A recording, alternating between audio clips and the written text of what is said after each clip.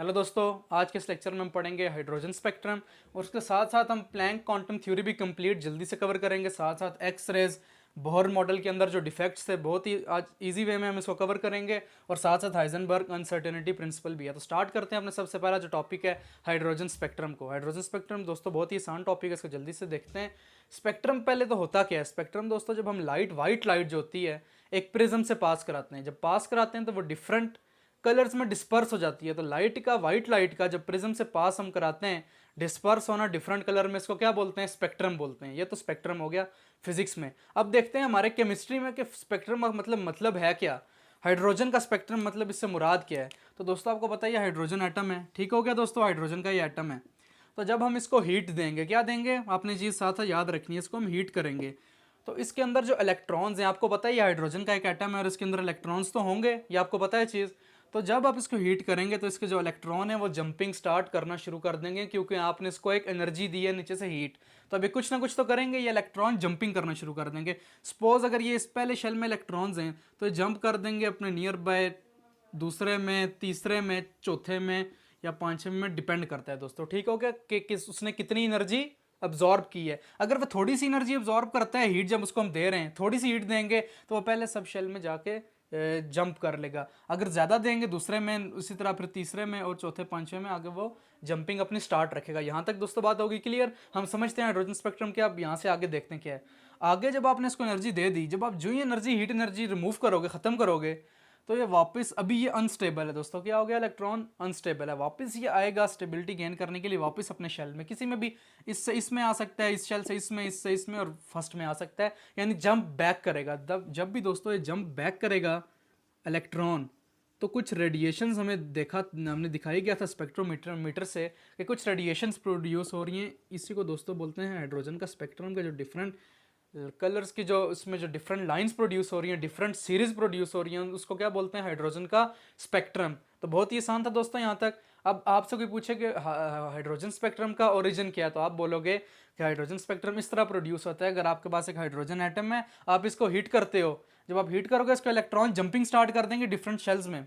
वापस जब आप हीट रिमूव करोगे कुछ टाइम बाद वो इलेक्ट्रॉन वापस अपने लोअर ऑर्बिट्स में आएंगे। जब वो वापस आएंगे तो कुछ रेडिएशन रिलीज होंगी, तो एक स्पेक्ट्रम प्रोड्यूस होगा। डिफरेंट स्पेक्ट्रल लाइन प्रोड्यूस होती हैं, डिफरेंट सीरीज ऑफ लाइन दोस्तों प्रोड्यूस होती हैं इसमें, ठीक हो गया। वापस एक बार इसको देख लेंगे, बहुत ही आसान था। हाइड्रोजन एटम, आप उसको हीट करो, इलेक्ट्रॉन जंपिंग करेंगे, वो वापस किसी ना किसी शेल में जंप बैक करेंगे, तब रेडिएशंस प्रोड्यूस होंगी। इन रेडिएशन को कहते हैं स्पेक्ट्रल लाइन, हमें नजर आएंगी, इसमें बोलते हैं हाइड्रोजन का स्पेक्ट्रम। आगे जो फर्दर इसमें लाइमन सीरीज हमें नजर आएगी, बाल्मर सीरीज नजर आएगी, ब्रैकेट सीरीज नजर आएगी और पाशन सीरीज नजर आएगी और पी फंड सीरीज नजर आएंगी। अगर इलेक्ट्रॉन किसी भी शेल से पहले शेल में वापस जंप करता है, इसको हम बोलते हैं लाइमन सीरीज प्रोड्यूस हो गया दोस्तों। क्या प्रोड्यूस हो गया? Lyman series is produced when electron jumps from any orbit to the first. यहां तक हो गया। बाल्मर का जब किसी भी हायर में से ये सेकंड में जंप करेगा तो बोलेंगे बाल्मर। यहाँ तक हो गया दोस्तों, ठीक बात। अब जब थर्ड वाले शेल में जाके किसी भी फोर्थ फिफ्थ हायर से जंप करेगा तो उसे बोलते हैं पैशन सीरीज। और फिर ब्रैकेट और फोर्थ में जब आता है जंप करके वापस फोर्थ में जो रेडिएशंस प्रोड्यूस होती हैं, जो स्पेक्ट्रल लाइन, उसको हम बोलते हैं वो ब्रैकेट सीरीज है। फिर अगर कोई फिफ्थ वाले में आता है तो उसको हम बोलते हैं पी फंड, अगर N5 है आपके पास, ठीक हो गया दोस्तों। अब लाइमन जो है वो अल्ट्रा वायलेट में, बाल्मर सिर्फ विजिबल रीजन में हमें नजर आती है। ये इलेक्ट्रो मैग्नेटिक स्पेक्ट्रम के डिफरेंट रीजन्स हैं।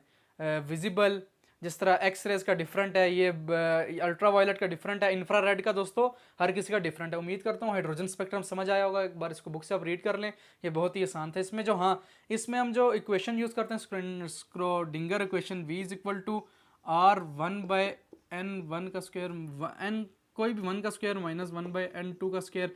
यानी आपके पास दो शेल हैं। N1 क्या है? जिसमें उसने जंप किया है। फर्ज करें लाइमन में उसने जंप किया है पहले शेल में, तो हम N1 की जगह 1 पुट करेंगे दोस्तों, क्या करेंगे 1। और N2 कहाँ से उसने किया ये डिपेंड करता है। अगर उसने पांचवें शेल से किया जंप तो हम यहाँ पे N2 की जगह 5 का स्क्वायर लिख देंगे दोस्तों। यहाँ तक बात होगी क्लियर। तो इस तरह आप वैल्यूज फाइंड कर सकते हो, लाइमन बाल्मर डिफरेंट सीरीज की वेवलेंथ आप फाइंड कर सकते हो। ये टॉपिक बहुत ही आसान था। जल्दी से हम चलते हैं प्लैंक क्वांटम थ्योरी की तरफ। दोस्तों हम जल्दी से देखते हैं प्लैंक क्वांटम की थ्योरी का। प्लैंक क्वांटम की थ्योरी का जो पहला पॉइंट है वो ये स्टेट करता है कि जो एनर्जी होती है वो ना तो कंटिन्यूसली एमिट होती रहती है, ना वो कंटिन्यूसली अब्जॉर्ब होती रहती है, बल्कि वो एक स्पेशल पैकेट्स की फॉर्म में या तो अब्जॉर्ब होगी या एमिट होगी। उन पैकेट को उसने बोला था क्वांटा, ठीक हो गया दोस्तों। लेकिन लाइट के केस में उसको फोटोन बोलते हैं, यानी लाइट फोटोन की फॉर्म में एनर्जी या तो रेडिएशन एनर्जी अब्जॉर्ब करती है या एनर्जी रिलीज करती है। इतनी सी पहला पॉइंट इसका। दूसरा पॉइंट उसका था दोस्तों कि जो एनर्जी होती है रेडिएशन की वो डायरेक्टली प्रोपोर्शनल होती है उसकी फ्रीक्वेंसी की। जितनी फ्रीक्वेंसी ज़्यादा होगी उतनी उसकी एनर्जी ज़्यादा होगी। इसको डायरेक्टली प्रोपोर्शनल का साइन खत्म करके हम कांस्टेंट लगाते हैं, प्लैंक कांस्टेंट h, जिसकी वैल्यू होती है 6.26 मल्टीप्लाई 10⁻⁻34। ये उसके दो पॉइंट्स हो गए। इसका थर्ड नंबर पॉइंट था कि जो कोई भी बॉडी है वो एनर्जी या तो एमिट करेगी, अब्जॉर्ब करेगी, लेकिन वो उसका क्वांटम का इंटीग्रल मल्टीपल होना चाहिए। क्या होना चाहिए उसका? इंटीग्रल मल्टीपल, यानी E is equal to H भी है ना, कोई बॉडी एनर्जी इमिट करेगी, अब्जॉर्ब करेगी, तो उसका इंटीग्रल मल्टीपल एन में ही होगा, यानी एन होना चाहिए जो एन 1 2 3 के बराबर हो सकता है, सो ऑन। ठीक हो गया दोस्तों। आगे हमने जो इसमें प्लैंक क्वांटम थ्योरी में जो मेन चीज़ देखनी है कि एनर्जी, वेवलेंथ और फ्रीक्वेंसी और वेव नंबर का रिलेशन क्या है, वो यहाँ से ही हम डिराइव करते हैं। अच्छा, फ्रीक्वेंसी आपको जो वी है, जो वी से जब रिप्रेजेंट की हुई है फ्रीक्वेंसी, ये बराबर होती है frequency is equal to, frequency inversely proportional होती है दोस्तों किसके?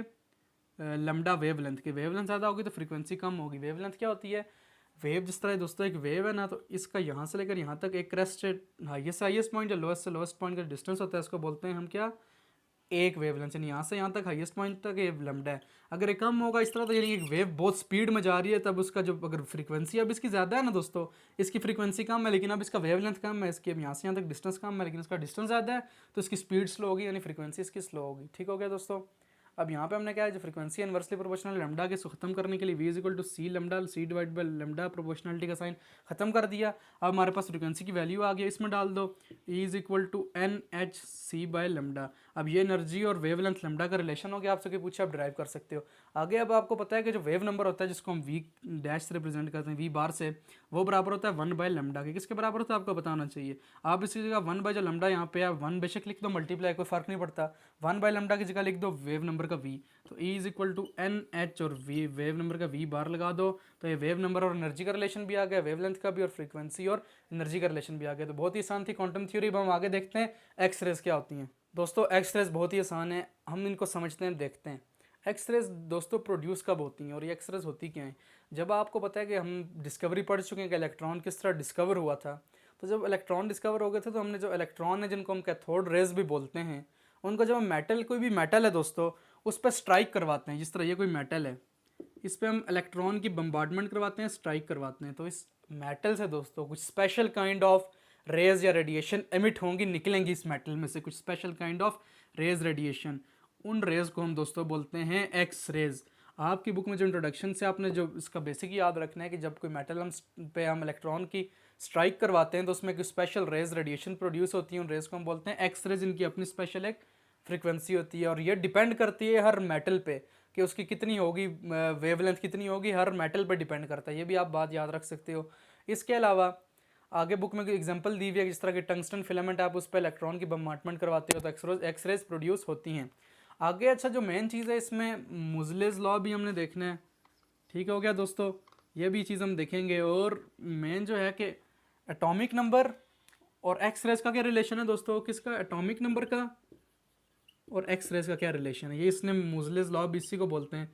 अच्छा, एटॉमिक नंबर, मुजले साइंटिस्ट था जिसने बोला था कि जो एक्स रेज हैं, ये चीज़ उसने ऑब्जर्व की थी कि जब पीरियोडिक टेबल में अगर आप देखो तो जब इस साइड से इस साइड जब एटॉमिक नंबर इंक्रीज होता है, और with the increase of atomic number the frequency of X rays increases, यानी जो z है एटॉमिक नंबर वो डायरेक्टली प्रोपोर्शनल है फ्रीक्वेंसी v के। जितनी फ्रीक्वेंसी ज़्यादा होगी इतना उसके एलिमेंट का एटॉमिक नंबर भी ज़्यादा होगा। सिंपल सी बात है कि आप जिस एलिमेंट का एटॉमिक नंबर, जिसमें नंबर ऑफ प्रोटॉन ज़्यादा होंगे, atomic number number of proton को ही बोलते हैं, जिसके अंदर नंबर ऑफ प्रोटॉन ज़्यादा होंगे तो उसकी दोस्तों फ्रीक्वेंसी एक्स रेज की क्या होगी? ज़्यादा होगी। सिंपल बात है, ये बहुत ही आसान इसका मुजले लॉ था और एटॉमिक नंबर और एक्स रेज का रिलेशन था। आगे अब एटॉमिक ऑर्बिटाल और एक्स रेज का क्या रिलेशन है, ये भी एक अलग से टॉपिक दिया हुआ है, इसको भी हम देख लेते हैं कि एटॉमिक ऑर्बिटाल और एक्स रेज का क्या रिलेशन है दोस्तों आपस में। अच्छा, एटॉमिक ऑर्बिटाल हम ऐसी जगह को बोलते हैं जहाँ पे आपको मैक्सिमम प्रोबेबिलिटी होती है कि यहाँ पे हमें इलेक्ट्रॉन मिल जाएगा। कहाँ मिल जाएगा? ऑर्बिटाल में, इस जगह इलेक्ट्रॉन मौजूद होगा या पाया जाएगा। तो वो एटॉमिक ऑर्बिटाल और एक्स रेज का ये रिलेशन है, या इसमें ये इसकी आप एक्सप्लेनेशन दे सकते हो कि जिस तरह कोई भी मेटल है उस पर अगर आप इलेक्ट्रॉन की स्ट्राइक करवाते हो तो जब वो उसके ऑर्बिटाल में आके स्ट्राइक करेगा तो वहाँ से इलेक्ट्रॉन दोस्तों आपको पता है जो इन स्ट्राइक होगा तो जंपिंग करेंगे। क्या करेंगे दोस्तों, जिस तरह ये इलेक्ट्रॉन सपोज पहले शेल में था इस जगह पे, अब यहाँ पे आके इसके इलेक्ट्रॉन्स थे ना दोस्तों, मैटर के अंदर अपने इलेक्ट्रॉन होते हैं, आपको इस चीज़ का पता है। तो जब आप इसके बाहर से आप इस पे इलेक्ट्रॉन या कैथोड रेज की स्ट्राइक करवाते हो इस पे दोस्तों, क्या करवाते हो, स्ट्राइक करवाते हो इस पे आके, इलेक्ट्रॉन की बाहर से स्ट्राइक कराते हो मेटल में, करा दी। अब ये जो है एनर्जी एब्जॉर्ब करके हायर शेल्स में जाके दोस्तों जो इलेक्ट्रॉन्स हैं जंप कर देंगे। ये चीज़ आप अभी पीछे हाइड्रोजन स्पेक्ट्रम में पढ़ चुके हो। जब वो ऊपर जंप करेंगे तो अब वो जो लोअर शेल्स हैं वो क्या हो गए दोस्तों, अनस्टेबल। अनस्टेबल हो गए क्योंकि यहाँ पे वो खाली हो गए, एम्प्टी हो गए। तो जो हायर वापस से नीचे जंपिंग होगी वापस से इसको फिल करने के लिए, तो जब जंपिंग होगी, आपको पता है दोस्तों, जब हायर से लोअर की तरफ जंपिंग होती है तो रेडिएशंस प्रोड्यूस होती हैं और इन्हीं को हम एक्स रेज बोलते हैं। तो यही एटॉमिक ऑर्बिटल और एक्स रेज के आपस में रिलेशन था। आगे यूजेस ऑफ एक्स रेज बहुत ही आसान है कि मेडिकल की फील्ड में एक्स रेज का काफ़ी इंपॉर्टेंस है। ये जो होते हैं, कोई किसी को फ्रैक्चर हो गया उसको लोकेट करने के लिए काफ़ी इंपॉर्टेंट है एक्स रेज का रोल। बाकी आप इसके यूजेस पढ़ सकते हो, बहुत ही आसान है, मैं आपको यहाँ पे शो हो रहे होंगे। हम देखते हैं डिफेक्ट ऑफ बोहर मॉडल। ये बहुत ही आसान है। इसका जो सबसे पहला डिफेक्ट था बोहर का जो मॉडल एटम का था, कि ये था कि वो ये सिर्फ सिंगल इलेक्ट्रॉन सिस्टम को एक्सप्लेन कर सकता है। जहाँ मल्टी इलेक्ट्रॉन सिस्टम आ जाए किसी भी एलिमेंट में, जिस तरह हीलियम है, बेरिलियम, इनके इलेक्ट्रॉन एक से ज़्यादा हैं, वहाँ ये मॉडल अप्लाई नहीं हो सकता। पहला इसका डिफेक्ट हो गया बोहर मॉडल का। दूसरा इसका डिफेक्ट ये है, जो इसने हाइड्रोजन स्पेक्ट्रम पेश किया था, इसमें जो स्पेक्ट्रल लाइन प्रोड्यूस होती थी ना दोस्तों, हम देख चुके हैं लाइमन बाल्मर डिफरेंट लाइंस। जब इसको हम पावरफुल स्पेक्ट्रोमीटर से देखते थे तो ये लाइंस फर्दर लाइंस में डिवाइड कर जाती थी। तो इसका भी इसके पास आंसर नहीं था, दो डिफेक्ट हो गए। इसका तीसरा दोस्तों डिफेक्ट बोहर मॉडल का ये था कि ये जो जीमन इफेक्ट था और स्टार्क इफेक्ट, उसको एक्सप्लेन नहीं था कर सकते। इसके अलावा बोहर का मॉडल के अकॉर्डिंग जो इलेक्ट्रॉन है वो ऑर्बिट्स में रिवॉल्व करते हैं, लेकिन हमें आजकल मॉडर्न थ्योरी के मुताबिक ये बात पता है कि बोहर मॉडल में जो उसके अकॉर्डिंग जो इलेक्ट्रॉन सर्कल में रिवॉल्व करता है, वो सर्कल में नहीं बल्कि वो उसका जो मोशन है वो 3 डायमेंशनल है, यानी 3D मोशन उसका है। दोस्तों हम देखते हैं हाइजेनबर्ग अनसर्टेनिटी प्रिंसिपल। अनसर्टेनिटी कहते हैं जिसमें कोई बेयकीनी हो उस प्रिंसिपल को। हाइजेनबर्ग ने कहा था कि जो इलेक्ट्रॉन है आप उसकी पोजीशन और उसकी वेलोसिटी जो है वो आप मेजर नहीं कर सकते साइमल्टेनियसली। ठीक हो गया दोस्तों, ये हाइजेनबर्ग कह रहा था। लेकिन इसके फर्दर, इसके मुकाबले में जो स्क्रोडिंगर था उसने एक वेव इक्वेशन दी थी, ये v is equal to R 1/n1 का स्क्वायर माइनस 1/n2 का स्क्वायर। ठीक हो गया दोस्तों। और इसने ये बताया था स्क्रोडिंगर ने कि जो मैक्सिमम प्रोबेबिलिटी है इलेक्ट्रॉन फाइंड करने की, वो इतने डिस्टेंस पे होती है 0.0529 नैनोमीटर।